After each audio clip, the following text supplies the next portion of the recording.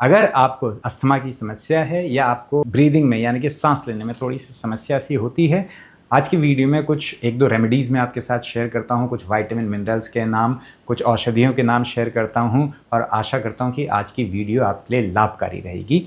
आप इसको ज़रूर ट्राई करिए, उसके बाद नीचे कमेंट बॉक्स में आकर लिखिएगा कितना असर आया, कितना आपको आराम मिला भी या नहीं मिला, ज़रूर लिखिएगा। मुझे विश्वास है काफ़ी लोगों को इससे आराम मिलेगा, क्योंकि मैंने ये रिकमेंडेशन और भी लोगों को दी थी और काफ़ी लोगों से मुझे पॉजिटिव रिस्पांस ही मिले हैं, इसलिए मैंने ये वीडियो बनाने की सोची। नमस्कार, मेरा नाम है डॉक्टर विवेक। तो आगे बढ़ते हैं और जानते हैं पहला नुस्खा कह लीजिए या पहली होम रेमेडी। इसलिए हमें चाहिए होगा प्याज का रस।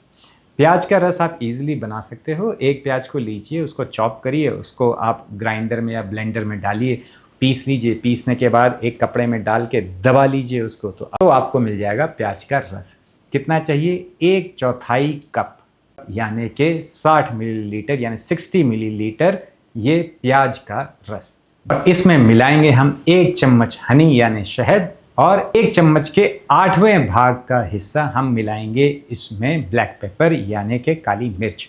1/8 टीस्पून काली मिर्च का पाउडर हम इसमें मिलाएंगे। इसको सबको मिक्स करेंगे और इसको आपको पीना है। ये जो पहली रेमेडी है ये आपको हेल्प करेगी अगर आपको ब्रेथलेसनेस फील होती है, मतलब कि सांस लेने में परेशानी होती है या आपको लगता है कंजेशन सा है, मतलब जकड़न सी है, अच्छी तरह से सांस नहीं ले पा रहे हैं, तो ये इमीडिएट रिलीफ दे सकती है। मतलब एकदम, मतलब कि आपने पिया और आधे घंटे के अंदर आपको लगेगा कि हाँ आराम हो रहा है। ये पावर है इसकी।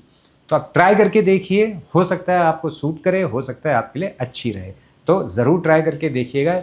रेमेडी बहुत सिंपल है। अब बढ़ते हैं अपने दूसरी होम रेमेडी के लिए। इसमें मैं आपको कुछ आयुर्वेदिक औषधियों के नाम बताता हूँ। पहली है शितोपलादी चूर्ण, इसको हम लेंगे आधा चम्मच। दूसरा है पुनर्नवा, ये भी लेंगे हम आधा चम्मच। तीसरा इसमें हम लेंगे पिप्पली हम सिर्फ 1 चुटकी इसमें डालेंगे और इसमें डालेंगे अभ्रक भस्म, वो भी 1 चुटकी। इस सबको आप अच्छी तरह से मिक्स कर लोगे। मिक्स करने के बाद आप इसको सबको शहद में एक साथ मिक्स करके इसका एक पेस्ट बना लोगे और धीरे धीरे आराम से चाटते हुए इसको आपको खाना है। दिन में सिर्फ 1 ही बार खाना है। 1 महीने आप इसको ले सकते हो। अगर आपको डायबिटीज़ है तो ये आपके लिए नहीं है, बाकी जिसको डायबिटीज़ नहीं है वो इसको ले सकता है। 1 महीने तक लेके देखिए, हो सकता है आपको बहुत सूट करे, आपको बहुत आराम दे सकती है। शितोपलादी बहुत अच्छी औषधि है अस्थमा के लिए, आपके गले के लिए, आपके लंग्स के लिए, आपके नाक के लिए, मतलब पूरे जो रेस्पिरेटरी ट्रैक्ट है उसके लिए बहुत अच्छी औषधि है। पुनर्नवा इन्फ्लेमेशन को कम करता है। अगर कहीं पर भी सूजन है, इन्फ्लेमेशन है, उसको कम करता है, जिससे सांस लेने में आपको आराम होगा। पिप्पली क्या करेगी? ये वैसोडाइलेशन करेगी, मतलब कि जो सांस लेने में आपको दिक्कत हो रही है, ब्रेथलेसनेस सी होती है अस्थमा के कारण, वो जो वैसो कॉन्स्ट्रिक्शन हो रहा है, जो आप कह लीजिए जो हवा वाली जो नलियां हैं वो सब कॉन्स्ट्रिक्ट हो गई हैं, उसको रिलीज़ करेगा, जिससे कि आराम से आप सांस ले पाएँ।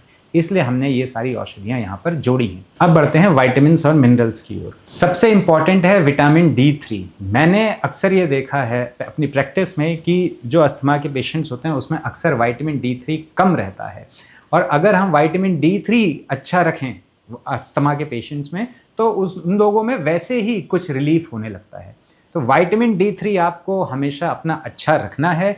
मैं एक जनरल रिकमेंडेशन कहूँ तो आप हमेशा हफ्ते में 1 बार जो कैल्सीफेरॉल की कैप्सूल्स आती हैं, हर मेडिकल स्टोर में अवेलेबल हैं, बहुत सारे ब्रांड्स की हैं, जो आपको पसंद है आप वो ले लीजिए। 1 कैप्सूल हर संडे को, एक नियम बना लीजिए कि हर संडे को 1 कैप्सूल सुबह खाने के बाद या खाने के साथ लेनी है।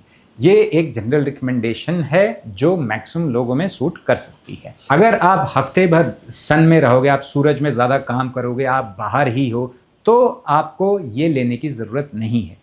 अगर आप डेली बाहर खेत में काम करते हो या सन में रहते हो, आप जहाँ पर रहते हो वहाँ अच्छा खासा सूरज रहता है और आप सूरज में काफ़ी समय तक रहते हो, तो आप 1-1.5 महीना ये मत लीजिए। उसके बाद आप अपना चेक कराइए विटामिन D3।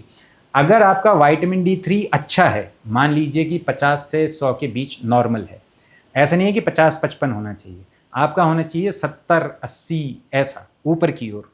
अगर ऐसा रहता है बहुत अच्छी बात है, आपको विटामिन D3 अलग से लेने की ज़रूरत नहीं है। अगर नहीं रहता है तो आप उसको सप्लीमेंट कर लीजिए, हर मेडिकल स्टोर में मिल जाएगा।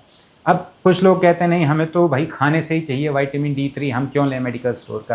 देखिए मैं खुद इसके अगेंस्ट हूँ, लेकिन विटामिन D3 एक ऐसा विटामिन है जो या तो हमारा शरीर सूरज की किरणों से खुद बनाएगा या जो फैटी फ़िश होती है उससे हमें वो मिलेगा। तो अगर आप वो फ़िश अफोर्ड कर सकते हैं, महंगी आती है, और डेली खा सकते हैं तो वहाँ से मिलेगा।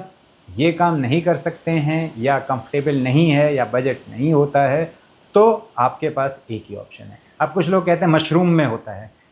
आपको डेली 400-500 ग्राम यानी आधा किलो के करीब या 600-700 ग्राम के करीब आपको डेली मशरूम खाना है, डेली, एक भी दिन बिना छोड़े।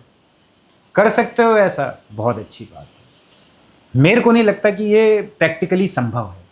तो मशरूम में होता है, लेकिन कितना होता है इस पर ध्यान देने की बहुत ज़्यादा ज़रूरत है, और हमें कितना मशरूम खाना पड़ेगा। देखिए वैसे तो कहा जाता है कि भाई हमें 500 IU या 1000 IU जो है विटामिन D3 डेली चाहिए, वो इनफ है। ये पुरानी स्टडीज़ हैं ना, ये मैं प्रैक्टिकल में अपने देखता हूँ। जब मैं प्रैक्टिस करने बैठता हूँ जो मेरे को सामने दिखता है वो ये है कि भाई मिनिमम 5000 IU तो एक आदमी को डेली विटामिन D3 चाहिए ही चाहिए। अब आप देख लीजिए कि आपके जो आप मशरूम खा रहे हो उसमें आप देख लीजिए, कैलकुलेट कर लीजिए कि 5000 IU विटामिन D3 पूरा करने के लिए आपको कितना मशरूम खाना पड़ेगा। तो ये प्रैक्टिकली असंभव है, इसीलिए या तो फैटी फिश से मिलेगा या आपको सन से मिलेगा। आप सूरज की रोशनी में डेली जाएं, उसके बाद चेक कराएं आपकी बॉडी बना पा रही है या नहीं बना पा रही है। नहीं हो पाता है तो फिर हमें ये खरीद के लेना पड़ता है। यही हमारे पास ऑप्शन है, इसके अलावा ऐसा कुछ है नहीं। और जिंक इसमें बहुत अच्छा हेल्प करता है। जिंक ग्लाइसिनेट या बिसग्लाइसिनेट, ये 2 प्रकार के जिंक जो आपको इस्तेमाल करने में अच्छे रहेंगे। ये भी मार्केट में ईजिली अवेलेबल हैं। अगर आपको दिक्कत है अस्थमा की तो आप जिंक ग्लाइसिनेट 50 मिलीग्राम सुबह खाने के बाद या खाने के साथ लें, 2 महीने लें, उसके बाद आप 1 महीने का गैप कर दीजिए। जिंक को आपको रेगुलर नहीं लेना है, छोड़ दीजिए। उसके बाद आप आगे या तो कंटिन्यू कर लीजिए या आप ऐसा खाना खाइए जिसमें ज़्यादा जिंक होता है, वो भी आपको मदद करेगा। तो ये है कुछ छोटी सी मेरी टिप्स अस्थमा के लिए। मैंने अपनी ओर से पूरी कोशिश की है आप समझाने की और सही इन्फॉर्मेशन देने की। आशा करता हूँ आज की वीडियो आपके लिए लाभकारी रहेगी, आपके लिए या आपके किसी जानने वाले के लिए जिसको इस इन्फॉर्मेशन की ज़रूरत है। हो सकता है छोटी छोटी चीज़ें करके उस व्यक्ति का थोड़ा सा लाइफ ईजी हो जाए। अस्थमा पूरी तरह से सही नहीं भी होता है तब भी हो सकता है थोड़ा सा और आराम मिल जाए। ये भी एक बहुत बड़ी बात है उस व्यक्ति के लिए जो अस्थमा से ग्रसित है, जो डेली पंप यूज़ कर रहा है। उन लोगों को पता है कि भाई किस उससे जाना पड़ता है। इसमें अगर थोड़ी सी छोटी मोटी चीज़ें घर पर करके आराम मिलता है तो ये उन लोगों के लिए बहुत अच्छी बात है। मेरी कोशिश है हेल्प करने की। आशा करता हूँ ये वीडियो लाभकारी रहेगी। मिलते हैं अगली वीडियो में एक बड़ी मुस्कुराहट के साथ। तब तक के लिए हंसते रहिए, मुस्कुराते रहिए।